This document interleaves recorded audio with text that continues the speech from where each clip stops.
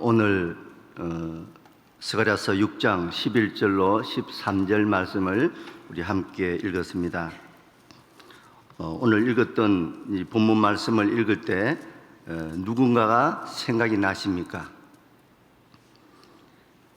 오늘 말씀에 은과 금을 받아 면류관을 만들어 여호사닥의 아들 대제사장 여호수아의 머리에 씌우고 그랬습니다. 물론 여기에 면류관을 쓴 왕 여호사닥의 아들 대제사장 여호수아의 머리에 씌웠다 하지만 이 여호수아 하면 우리 예수님이 생각나지 않습니까? 이거는 예표인 것입니다. 그림자인 것입니다. 그림자이면서 우리 신약의 실체로 오신 사랑의 뿌리이신 예수 그리스도를 말씀하고 있는 것입니다. 그래서 이 만군의 여호와께서 이같이 말씀하신다. 보라, 싹이라 이름하는 사람이 자기 곳에서 돋아나서 여호와의 전을 건축한다라고 말씀하고 있는 것입니다. 바로 성경의 주인공이신 예수 그리스도, 이 성경은 예수님을 증거하기 위해서 서여진 글인 것입니다. 제사장 중에 제사장, 대제사장이신 예수 그리스도, 우리의 영원한 대제사장, 그리고 왕 중에 왕으로 다시 오실 예수 그리스도를 예표하고 있는 것입니다. 그래, 이 땅에 다시 올 때는 이 나라에 왕이 많습니다. 전 세계도 왕이 많습니다. 그렇지만 진정한 주님이 다시 오게 되면 나에게 왕이 되실 뿐만 아니라 왕 중에서도 왕이신 그 예수 그리스도께서 내 마음의 예루살렘에 임재하신다는 것입니다. 그리고 그 전에 우리는 이 말씀대로 예수 그리스도께서 다시 와서 우리를 통해서 전 세계를 통치할 것이지만 지금 현재 내 안에 주님이 다시 성령께서 임재하셔서 나를 통치하시고 또 나를 통해서 일해 가신다는 것입니다. 그래서 나에게 왕이 되실 뿐만 아니라 왕 중에서도 왕이신 내 마음의 예루살렘의 그 왕이, 내 마음의 성전의 왕이 임하시면 그것을 통해 뭘 합니까? 이방에 화평을 전하는 것입니다. 나에게 화평이 이루어질 뿐만 아니라 온 세상에 화평과 평화를 이루실 것입니다. 주님이 이 땅에 오신 날을 우리는 성탄절이라 그럽니다. 그리고 우리는 그것을 기뻐합니다. 주님이 오신 날을 기뻐하며 찬양하며 길거리 가면 전부 다 그런 찬양이 흘러나옵니다. 그러나 다들 그 날을 통해서 술 먹고 즐기고 하지만 우리에게는 어떤 날입니까? 주님이 이 땅에 오신 그 날이 나하고 무슨 상관이 있습니까? 주님이 내 마음의 땅에 오신 날, 바로 그 날이 하늘에서 새로 태어난 날입니다. 위에서 우리서 거듭났다 그러죠. 거듭났다는 말은 위에서 새로 태어났다는 그 말인 것입니다. 그래서 내 마음의 화평이 이루어지고 화평의 왕은 나를 통해서 전 세상에 화평을 전하실 것입니다. 그 왕은 나를 다스리고, 나를 다스릴 사람이 이 세상에 없습니다. 얼마나 내가 고집이 셉니까? 나에게 왕으로 임재하셔서 나를 다스리고 또 아직 다스림을 받지 못하는 많은 영혼들에게 다스림을 받을 수 있도록 우리에게 귀한 사명을 주셨던 것입니다.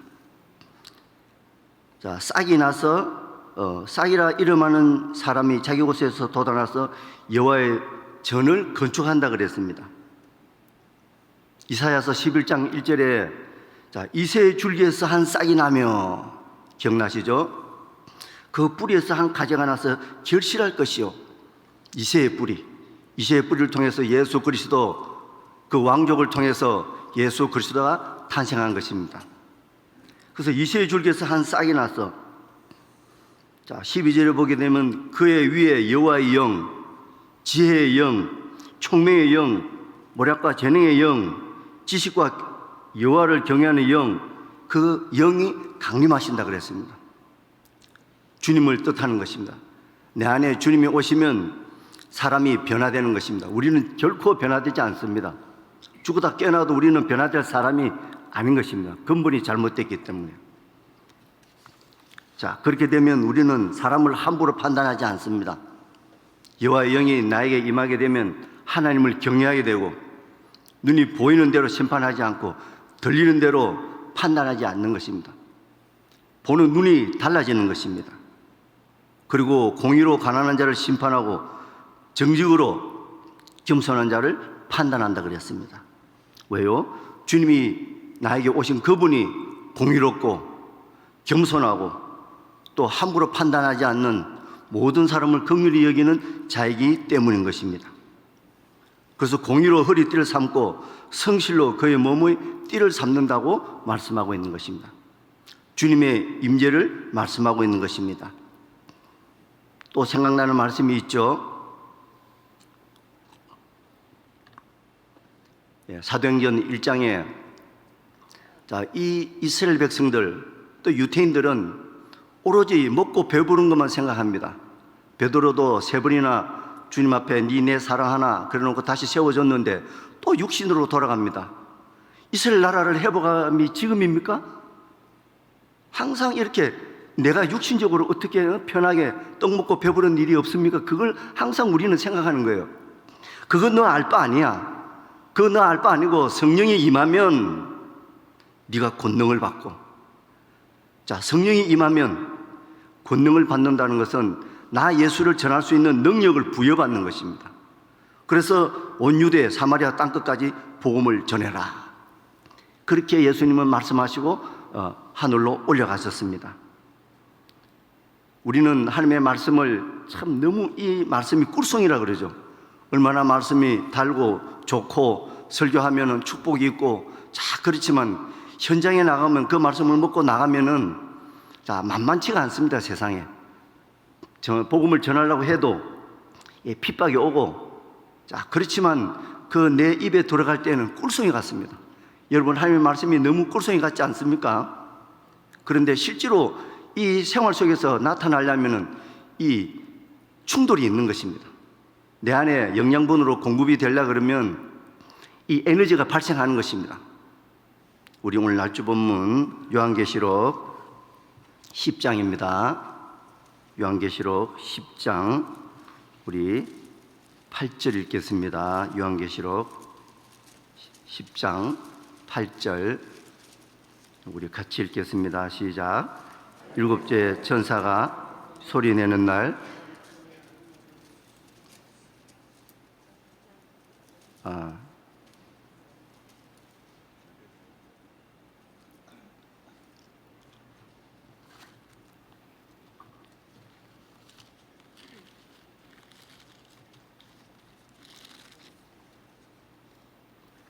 예, 10장 8절 읽겠습니다. 시작.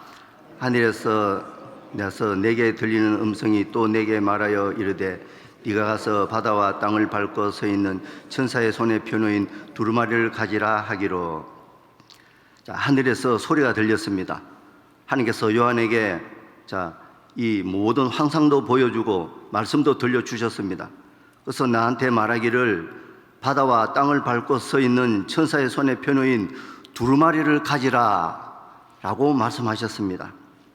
그러니 그 두루마리를 가지라 한 이 말을 들은 요한은 우리 9절도 읽겠습니다. 9절 같이 읽겠습니다. 내가 천사에게 나아가 작은 두루마리를 달라 한적 천사가 이르되 갖다 먹어버리라. 네 배에는 써나 네 입에는 꿀같이 달리라 하거늘. 아멘. 자, 내가 천사에게 나아가 그 작은 무리를 이 두루마리를 가지라 해서 그 두루마리를 주세요 그랬습니다. 그래서 천사가 이르되 이 두루마리를 갖다 먹어라. 자, 갖다 먹으면 네 입에는 꿀같이 달다. 그러나 네 배에는 쓰다 라고 말씀하고 있는 것입니다. 우리는 하나님의 말씀을 먹을 때는 꿀같이 답니다. 그러나 현장에서 실제로 부닥칠 때는 이 쓴 것입니다. 아픔이 있고 충돌이 있는 것입니다. 우리 또 10절 읽겠습니다. 10절 같이 읽겠습니다. 시작. 내가 천사의 손에서 작은 두루마리를 갖다 먹어버리니 내 입에는 꿀같이 다나 먹은 후에는 내 배에서 쓰게 되더라. 아멘. 자, 내가 천사의 손에서 그 두루마리를 갖다 먹어버렸습니다. 뭘 말하고 있습니까? 예, 두루마리는 하나님의 말씀을 말씀하고 있는 것입니다. 이 두루마리를 갖다 먹었습니다. 자, 하나님의 말씀을 받아 얻어먹었습니다.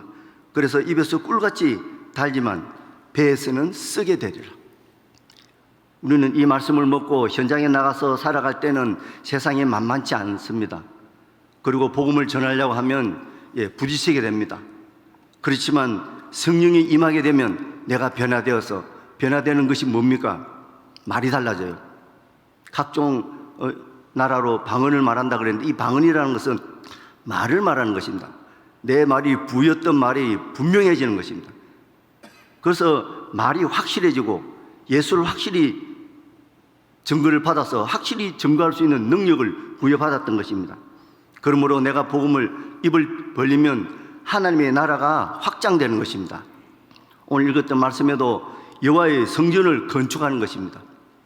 하나님의 나라가 복음을 전하면 하나님의 나라가 계속 확장되고 성전이 건축되는 것입니다.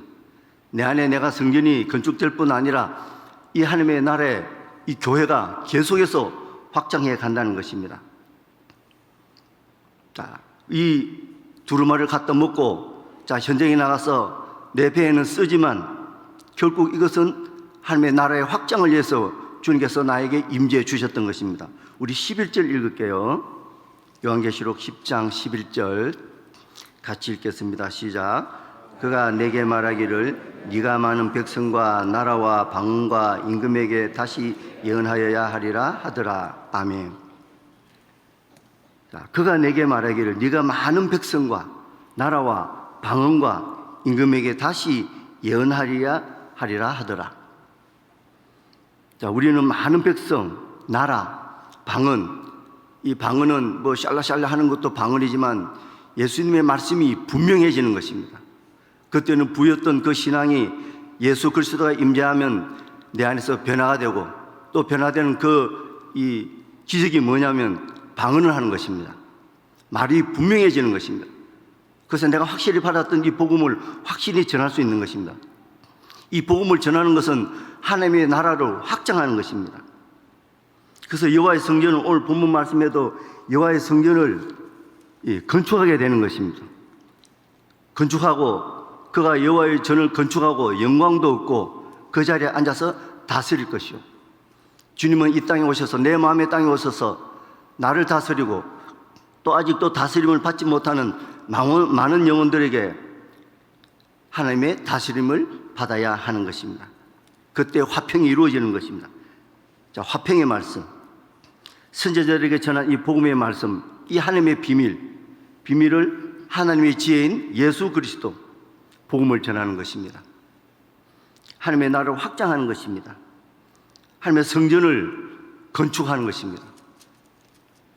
아직도 왕중의 왕 예수 그리스도, 자, 그에게 아직도 통치함을 받지 못하는, 다스림을 받지 못하는 그들을 향해서 내 안에 제일 먼저 화평이 이루어지고, 그 다음에 주님의 다스림을 내가 받고, 자, 내가 확실히 알아야 남에게 또 전할 수 있는 것입니다. 그래서 오늘도 화평과 또 평화를 전하는, 예수 그리스도를 전하는 오늘 귀한 하루가 되기를 주님의 이름으로 축원드립니다. 주기도문 하시고 기도하다 돌아가겠습니다. 하늘에 계신 우리 아버지여, 이름이 거룩히 여김을 받으시오며 나라의 마옵시며 뜻이 하늘에서 이루어진 것 같이 땅에서도 이루어지이다. 오늘날 우리에게 일용할 양식을 주옵시고, 우리가 우리에게 죄 지은 자를 사하여 준 것 같이 우리 죄를 사하여 주옵시고, 우리를 시험에 들게 하지 마옵시고 다만 악에서 도와옵소서. 대개 나라와 권세와 영광이 아버지께 영원히 있사옵나이다. 아멘.